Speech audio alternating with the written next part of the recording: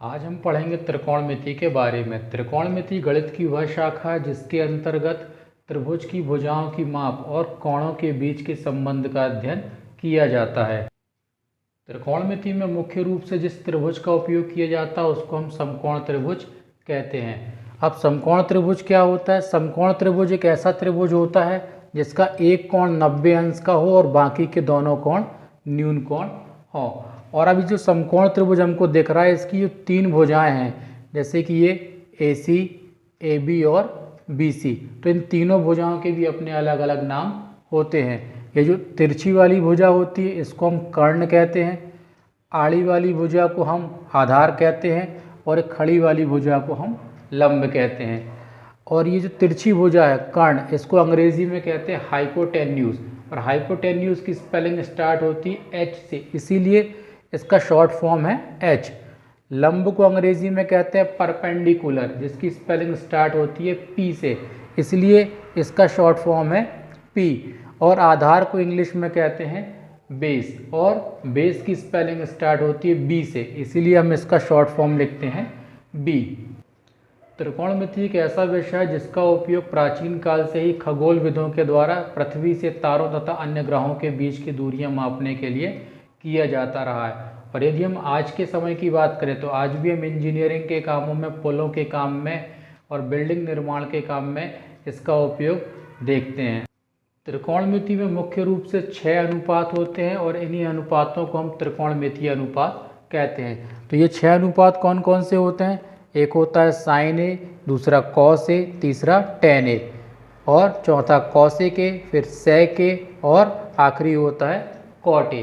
और इन सब के अलग अलग मान होते हैं। साइन का मान होता है लंब बटे कर्ण, कॉस का आधार बटे कर्ण, टेन का लंब बटे आधार, कॉसेक का कर्ण बटे लंब, सेक का कर्ण बटे आधार और कॉट का आधार बटे लंब। अब इसमें खास बात क्या है यहाँ पर कि ये जो 3 अनुपात हैं और ये जो 3 अनुपात हैं ये एक दूसरे के अपोजिट होते हैं, एक दूसरे के विपरीत होते हैं। मतलब यदि अपन को ये 3 के मान याद हैं तो हम इनके मानों को उल्टा कर दें तो इन 3 के मान बन जाएंगे। जैसे कि अपन देखें, साइन का मान लिखा है लंब बटे कर्ण, तो कॉसेक का होता है कर्ण बटे लंब, इसका उल्टा। कॉस का होता है आधार बटे कर्ण, तो उसका उल्टा होता है सेक, मतलब कर्ण बटे आधार। टेन का मान है लंब बटे आधार, तो कॉट का मान होता है आधार बटे लंब। ये इसके एक दूसरे के उल्टे होते हैं। और इनका ये जो क्रम है ये इसी क्रम से हमें याद करना है। मतलब ऐसा नहीं करना है हमको कि कॉस का ऊपर कर लिया और साइन का नीचे। यदि अपन को इनका क्रम सही तरीके से हम याद रखेंगे तो इनके मान हमारे कभी भी गड़बड़ नहीं होंगे। मतलब साइन के बाद कॉस, कॉस के बाद टेन, फिर कॉसेक, सेक और कॉट, ठीक है। और इनको मानों को याद रखने का एक तरीका भी होता है, छोटी सी ट्रिक होती है जिसको हम कहते हैं लाल बटे कका।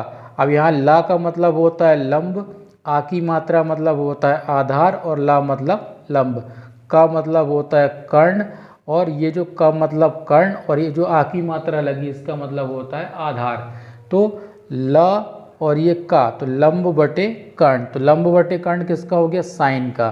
फिर आ की मात्रा मतलब आधार और ये का मतलब आधार बटे कर्ण, तो ये हो गया आधार बटे कर्ण। ये किसका मान है?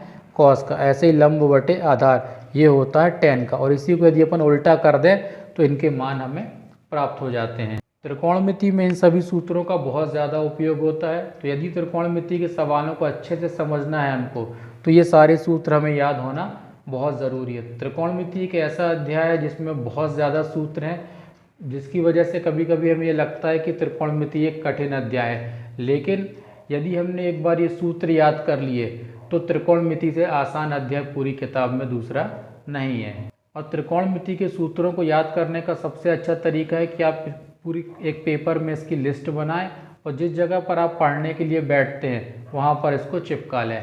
जब बार बार आपकी नज़र उसके ऊपर पड़ेगी तो ये सूत्र आपको बहुत आसानी से और बहुत जल्दी याद हो जाएंगे। त्रिकोणमिति में बहुत सारे सूत्र होते हैं, उन्हीं में से कुछ सूत्र हैं जैसे कि साइन ए। यदि मान लो कहीं साइन ए लिखा तो उसके बदले हम लिख सकते हैं 1 बटे कॉसेक ए। कॉस ए को हम लिख सकते हैं 1 बटे सेक ए। टेन ए को हम लिख सकते हैं 1 बटे कॉट ए। ऐसे ही साइन का उल्टा होता है कॉसेक, तो कॉसेक को लिख सकते हैं 1 बटे साइन ए। सेक को लिख सकते हैं 1/cos A और कॉट को लिख सकते हैं 1/tan A। मतलब कहीं पर यदि कोई चीज़ ऐसी लिखी है तो उसको हम ऐसा लिख सकते हैं, और इस रूप में लिखी है तो उसको हम इस रूप में लिख सकते हैं। यहाँ पे सभी चीज़ों के एक एक सूत्र है, लेकिन tan और cot के 2 सूत्र हैं जिनको हम ज़रूरत के हिसाब से उपयोग करते हैं। जैसे tan का एक मतलब होता है 1/cot A, लेकिन tan का एक सूत्र ये भी होता है sin A/cos A। cot का सूत्र होता है 1/tan A, लेकिन cot का एक और सूत्र होता है cos A/sin A। तो जहाँ जैसी ज़रूरत होगी उसके हिसाब से हम इन सूत्रों का उपयोग करेंगे। त्रिकोणमिति में कुछ सर्व समीकरण भी होती हैं, जैसे कि sin² A plus cos² A बराबर 1, 1 प्लस tan² A बराबर sec² A, 1 plus cot² A बराबर cosec² A। और ये जो 3 सर्व समीकरण हैं, इन्हीं 3 सर्व समीकरणों से 2 सर्व समीकरण और बन जाती हैं। कैसे? जैसे कि मान लो ये लिखा sin² A plus cos² A बराबर 1। इसका मतलब ये हुआ कहीं पर ऐसा लिखा है sin² A और cos² A, तो हम उसको क्या लिख सकते हैं 1।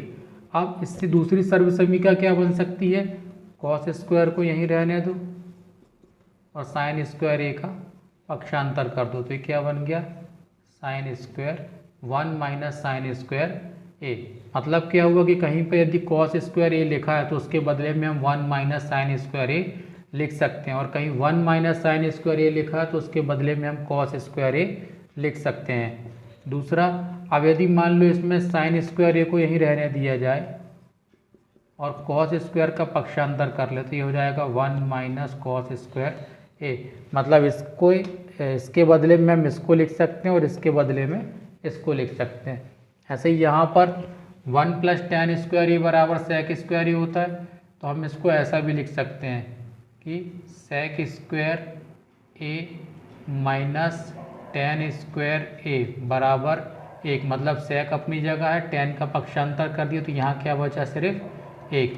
या फिर इसको ऐसा भी लिख सकते हैं tan² A बराबर 1 बराबर sec² A माइनस 1। अब ऐसे ही इसमें भी लिख सकते हैं हम 1 प्लस cot² है, तो इसको हम चाहें तो ऐसा लिख सकते हैं cot² A बराबर cosec² A माइनस 1। मतलब हमने 1 का पक्षांतर कर दिया तो ये 1 प्लस में था तो माइनस में हो गया, और चाहे तो इसको अपन ऐसा भी लिख सकते हैं cosec² A minus cot² A बराबर 1। मतलब cot का पक्षांतर कर दिया तो 1 यहाँ पर अकेला बच गया। तो ये सर्व समीकरण हैं यहाँ पर, ठीक है। और जैसी ज़रूरत हो सवाल में वैसे इनका उपयोग हम कर सकते हैं।